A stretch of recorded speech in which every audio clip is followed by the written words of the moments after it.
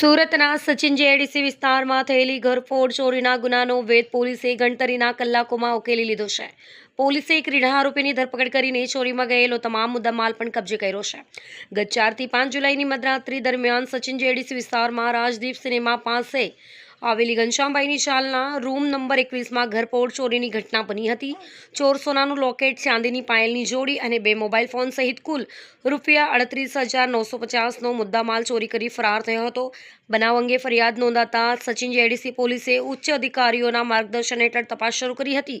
Surveillance ટીમે બાતમી અને ટેકનિકલ સહિતના માહિતીના આધારે ગણતરીના કલાકોમાં રીઢા આરોપીને સચિન જેઆઈડીસી બરફ ફેક્ટરી નજીકથી ઝડપી લીધો હતો. આરોપી પાસેથી ચોરીમાં ગયેલા સોના ચાંદીના દાગીના તેમજ 2 મોબાઈલ ફોન સહિતનો તમામ મુદ્દામાલ કબજે કરવામાં આવ્યો છે.